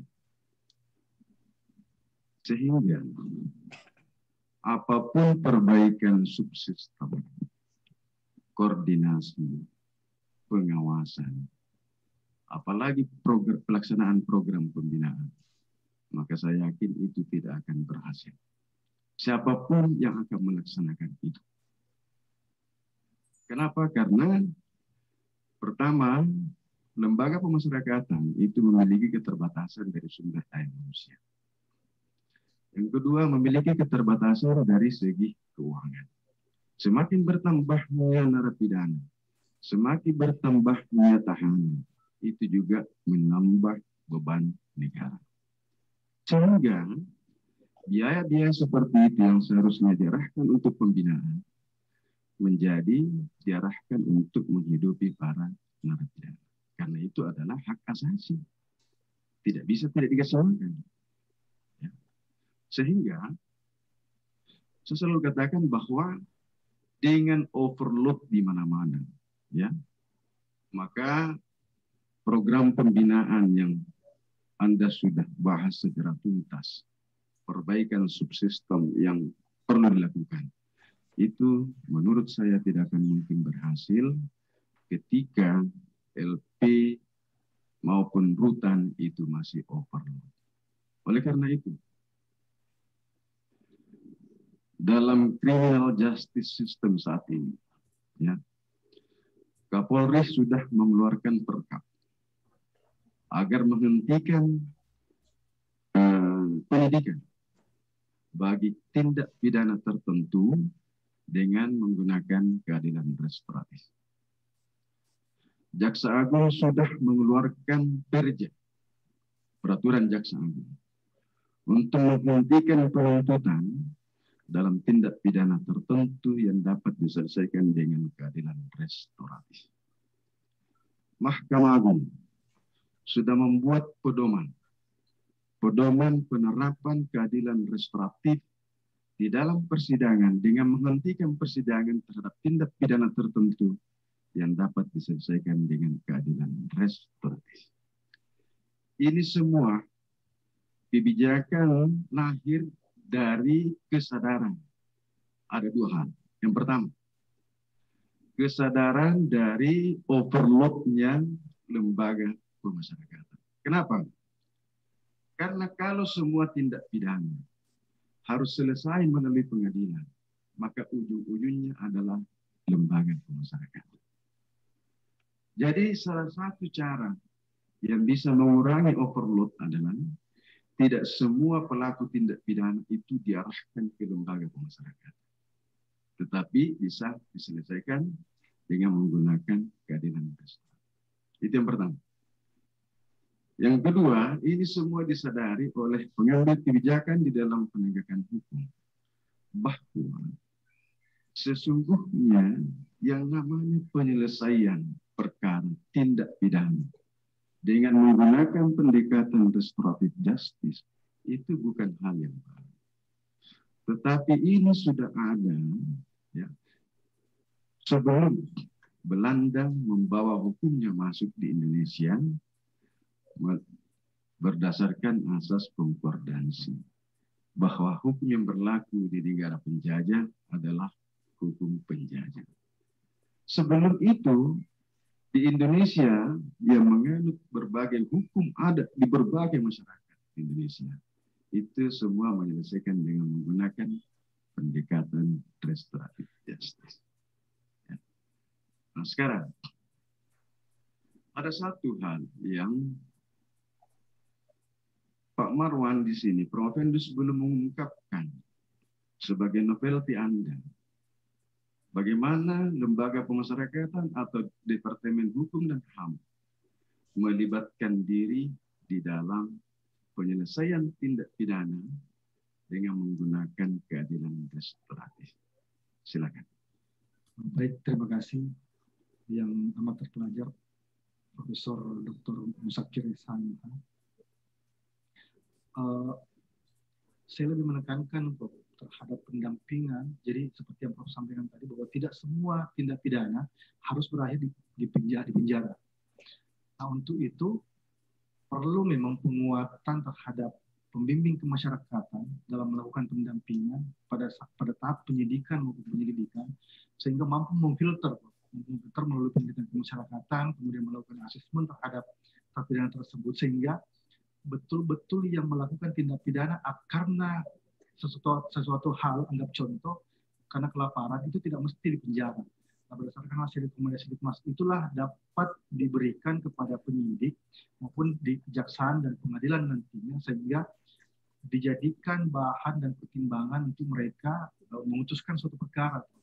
Ini yang kami harapkan agar memang menjadi filter sehingga tidak terjadi penumpukan di dalam lapas maupun di rutan. Demikian. Pertanyaan saya, apakah selama ini belum ada kebijakan yang dikeluarkan oleh Departemen Hukum dan HAM tentang hal itu? Selama ini secara umum belum, Prof. Meskipun kami di level bawah melakukan hal itu. Artinya dengan mendekatkan diri atau menggait para aparat penegak hukum lainnya, sehingga dalam pelaksanaan tugas kami mereka dapat membantu. Ya, jadi begini, itu memang membutuhkan sumber daya manusia yang lebih banyak, membutuhkan biaya yang lebih besar, tetapi ketika dibandingkan keterlibatan pendamping untuk membantu penyidik menyelesaikan menggunakan restoratif justice, jauh lebih efisien ketimbang mengarahkan semua narapidana ke lembaga pemasyarakatan. Coba misalnya kalau masuk di lembaga pemasyarakatan, 1 tahun saja, berapa biaya negara yang dia harus habiskan? Dibandingkan dengan misalnya berapa biaya yang dikeluarkan bagi tenaga pendamping untuk membantu para penyidik ataukah penuntut umum ataukah hakim dengan memberikan pertimbangan melalui pendampingan. Ya, saya kira inilah Anda punya novelty di dalam disertasi ini dan saya sekali lagi menyampaikan selamat dan terima kasih Anda sudah bisa mempertahankan disertasi ini. Sekian, Assalamualaikum warahmatullahi wabarakatuh. Waalaikumsalam. Waalaikumsalam warahmatullahi wabarakatuh. Terima kasih banyak mata pelajar promotor Bapak Profesor Dr. Musakir SH. Ya, saya tadi buka-buka Facebook saya lihat ternyata pada tanggal 23 Juli 2015 yang lalu saya juga pernah mengunjungi salah satu penjara di Eskişehir, Turki. Ya, gitu, dan sempat juga ke Istanbul. Kalau tidak salah namanya Metris Prison di Istanbul. Itu mereka di sana ya, saya kira juga saya belum tahu bagaimana kondisi di Indonesia, tapi seluruh warga binaan di penjara itu atau di lembaga pemasyarakatan itu diberikan pekerjaan dan menghasilkan, dan bahkan ketika kami wawancara mereka itu setiap bulan mengirimkan uang kepada keluarganya. Ya, jadi seperti itu. Jadi di samping mereka juga untuk pembinaan karakter, dan yang paling penting adalah bagaimana mereka tidak diam. Karena kalau mereka diam, tidak bekerja, itu pasti pikirannya akan kemana-mana lagi, gitu ya. Ya, bahkan mereka berdiskusi tentang bagaimana strategi supaya nanti lebih ahli lagi di bidang kejahatan. Ya, bisa saja seperti itu. Saya kira banyak sekali yang bisa dilakukan, direkomendasikan oleh pemerintah. Dan kalau yang di lembaga pemasyarakatan kan menerima. Memang sistem hukum kita harus berubah. Ya, dari secara tersistem harus berubah sejak awal, karena kalau tidak seperti tadi maka pencuri sandal pun, pencuri kakao dan seterusnya itu harus masuk penjara. Lembaga pemasyarakatan pada seharusnya itu diselesaikan secara adat saja. Ya karena dan butuh mereka pembinaan. Jadi seperti itulah. Jadi namun karena memang kita masih sangat kuat dalam menjalankan civil law, ya, civil law sistem kita yang begitu kuat sehingga bahkan paradigma para aparat kita juga sendiri ya kadang-kadang masih seperti itu. Oleh karena itu beberapa kebijakan yang telah diambil seperti Bapak Jaksa Agung, Ketua Mahkamah Agung ya untuk menjalankan sistem hukum yang restoratif itu patut diapresiasi, namun seharusnya itu menjadi satu kebijakan dalam payung hukum yang lebih kuat seperti undang-undang agar seluruh elemen di dalamnya dapat menjalankannya dengan baik. Ya, saya kira itu terakhir dari saya dan dengan demikian maka berakhir ujian saudara. Selanjutnya sidang promosi doktor saya tangguhkan selama kurang lebih 10 menit untuk memberi kesempatan kepada Dewan Penguji menetapkan hasil ujian. Ketua sidang, promotor, kopromotor, dan penguji berkenan meninggalkan ruang ujian. Hadirin dimohon berdiri.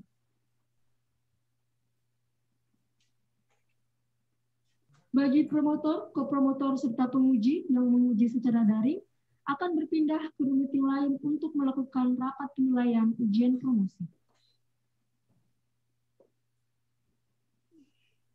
Hadirin dipersilahkan duduk kembali. Saudara Promovendus tetap di tempat untuk menunggu selama 10 menit. Ketua sidang, promotor, kopromotor, dan para penguji dipersilahkan memasuki ruang ujian. Hadirin dipersilahkan untuk berdiri.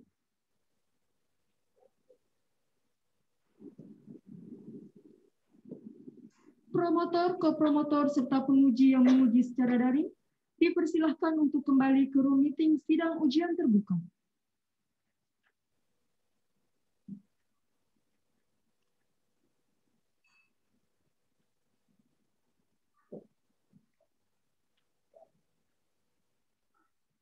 Hadirin dipersilahkan duduk kembali.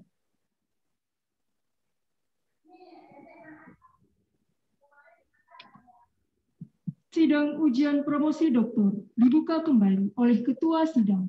Baik, sidang promosi doktor, saya buka kembali. Pembacaan yudisium oleh Ketua Sidang. Ya, saya akan membacakan yudisium atas nama rektor. Yang saya hormati tim promotor, tim penguji, Bapak Ibu tamu undangan yang saya muliakan, baik yang hadir secara luring terbatas maupun yang secara daring. Saudara Promovendus. Yudisium. Sidang terbuka ujian promosi doktor Universitas Hasanuddin beserta promotor, ko-promotor, dan penguji dalam rangka ujian promosi untuk mencapai gelar doktor dalam bidang ilmu hukum bagi saudara Andi Marwan Iriansyah. Setelah mempertimbangkan jawaban-jawaban atas segala pertanyaan dan sanggahan yang dikemukakan oleh promotor, ko-promotor, dan penguji, dengan ini menyatakan bahwa saudara Andi Marwan Iriansyah dinyatakan lulus dengan predikat sangat memuaskan. Ekspektasi saudara 3,83. Saya kira prestasi yang sangat bagus. Dengan demikian, mulai hari ini, Selasa, tanggal 13 Juli 2021, pada pukul 11 waktu Indonesia bagian tengah, saudara Andi Marwan Iriansyah berhak memakai gelar doktor dalam bidang ilmu hukum. Semoga ilmu yang dimiliki dapat dimanfaatkan bagi kepentingan umat manusia. Amin. Makassar, 13 Juli 2021, atas nama Rektor, Ketua Sidang, Profesor Dr. Farida Patitingi, SHM, Promotor, Profesor Dr. Musakir, SHMH. Penyerahan hasil yudisium oleh Ketua Sidang kepada Dr. Andi Marwan Iriansyah, SHMH, dipersilahkan mengambil tempat.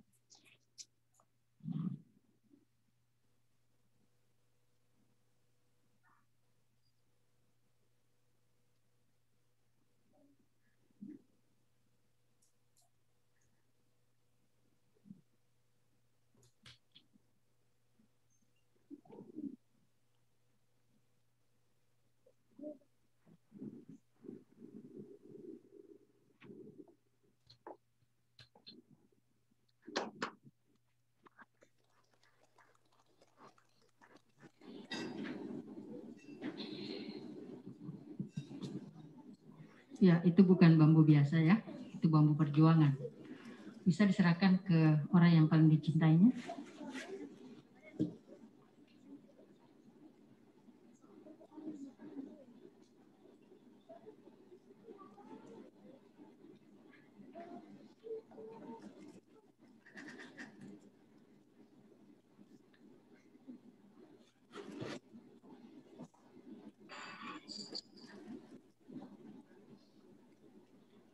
Ya, saya kira penyerahan hasil ujian itu sangat tepat pada Ibu ya. Alhamdulillah ada dua perempuan yang sangat dicintai dan kalau cinta Ibu itu kan tidak ada batasnya. Alhamdulillah. Oke, terima kasih. Selanjutnya saya beri kesempatan kepada Saudara Dr. Andi Marwan Eriansyah, SHMH untuk menyampaikan ucapan terima kasih atau kesan-pesannya selama menempuh pendidikan doktor. 5 menit, silakan. Assalamualaikum warahmatullahi wabarakatuh. Alhamdulillah wa syukurillah wa la hawla wa la quwwata illa billah. Pertama-tama saya ucapkan rasa syukur kehadirat Allah Subhanahu wa taala. Kemudian khususnya terhadap kedua orang tua saya yang sedianya ayahanda bergabung cuma karena pandemi di Kalimantan Timur, jadi beliau melalui Zoom, yang bisa hadir cuma ibu saya. Kemudian kedua mertua saya yang ada di Bogor, yang juga tidak bisa hadir karena pandemi. Kemudian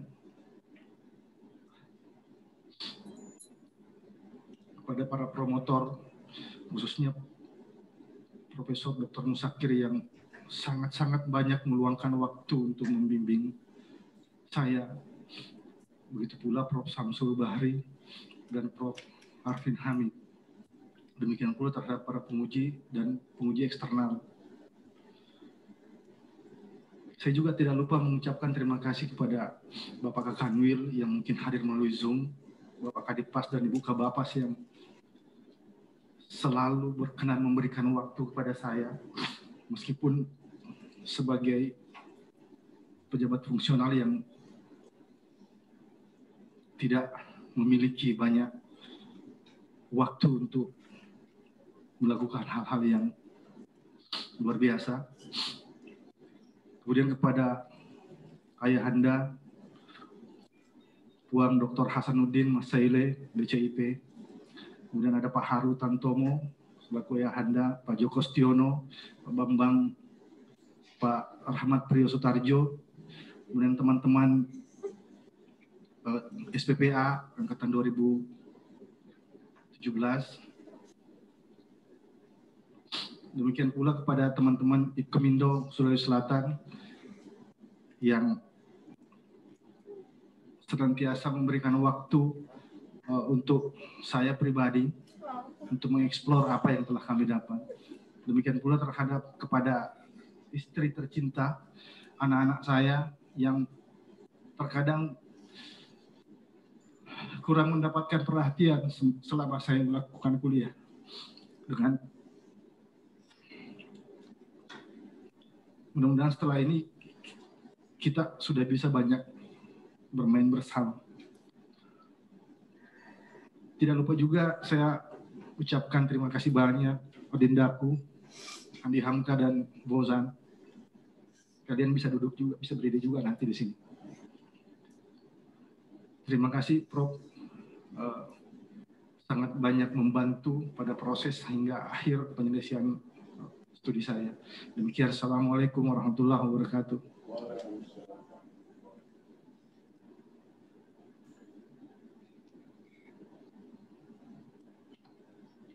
Ya, baik.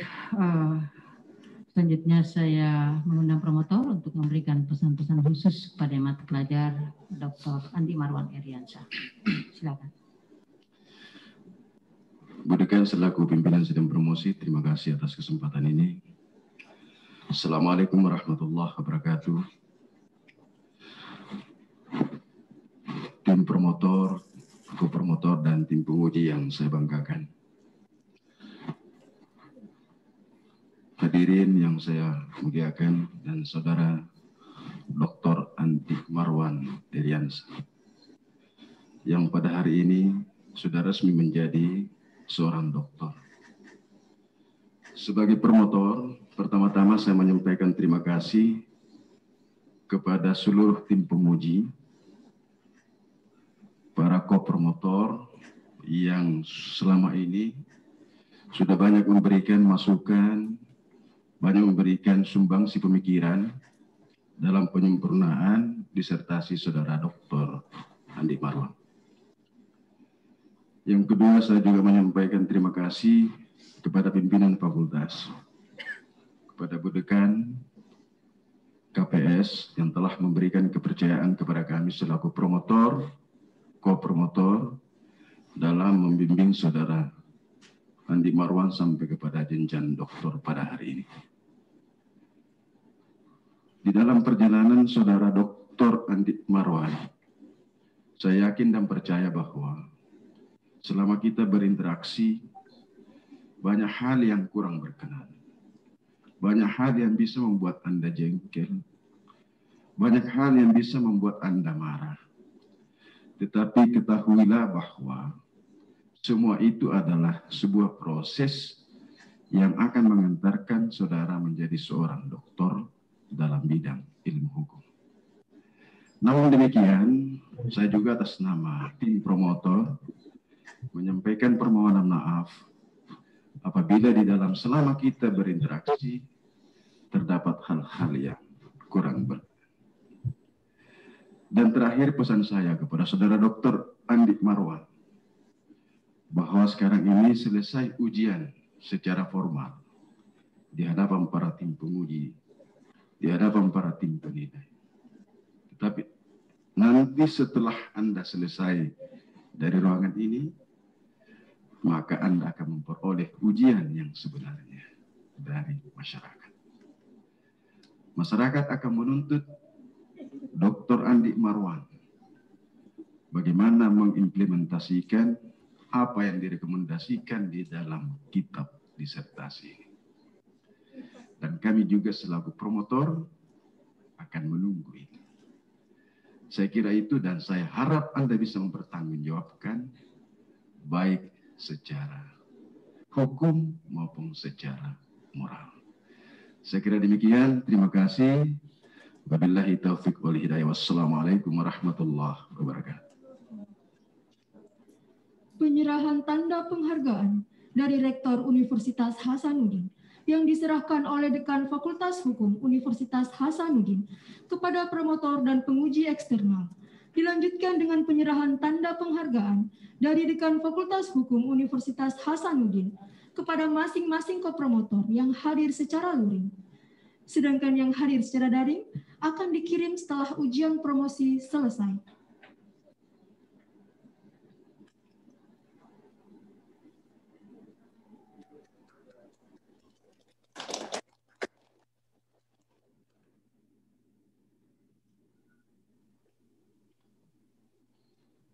Sidang terbuka ujian promosi doktor Universitas Hasanuddin ditutup oleh Ketua Sidang. Baik, sebelum saya menutup secara resmi sidang promosi doktor Saudara Andi Marwan Eriansa pada siang hari ini, izinkan saya atas nama Rektor dan secara khusus atas nama pimpinan Fakultas Hukum Universitas Hasanuddin menyampaikan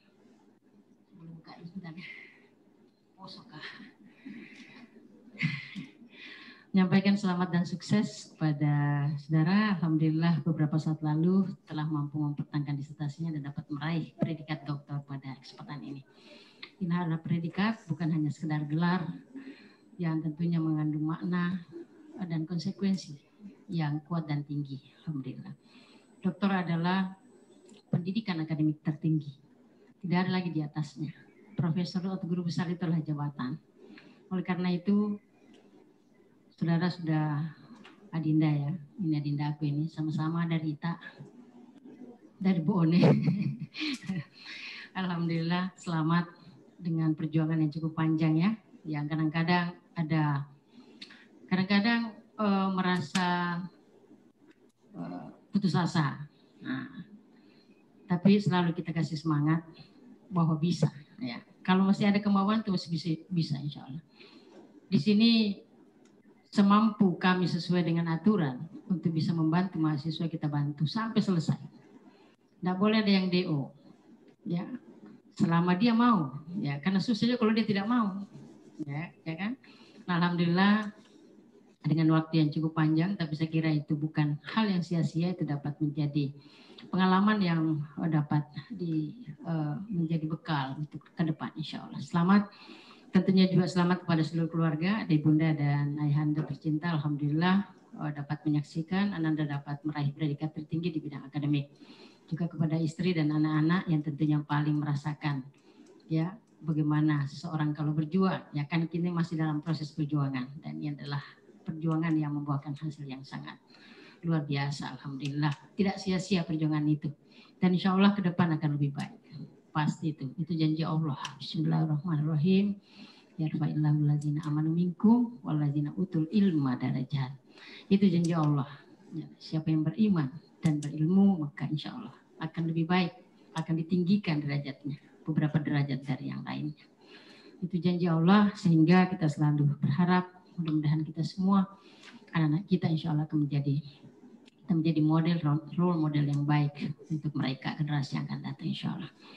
Pada kesempatan ini juga saya menyampaikan terima kasih dan penghargaan pada Kementerian Hukum dan HAM, dalam hal ini Kanwil Hukum dan HAM Provinsi Sulawesi Selatan, dan ternyata keluarga besar Kementerian Hukum dan HAM hadir ya, karena saya tidak melihat Zoom nanti setelah saya intip-intip di sini, luar biasa, dan bahkan orang tua kita ya, teman kita Bapak Dr. Andi Hasanuddin Masaile yang beliau adalah pejabat Kemenkumham pada masanya sebagai dirjen maupun sebagai sekjen yang tentunya juga banyak memberikan kontribusi yang luar biasa terhadap perkembangan hukum dan hukum di Indonesia selama ini. Terima kasih banyak Puang Andi Hasanuddin yang telah hadir pada kesempatan ini dan Pak Kakanwil Hukum dan HAM yang Bapak Harum Sulianto yang selalu hadir setiap ujian promosi yang sudah dua ini Pak Kakanwil alhamdulillah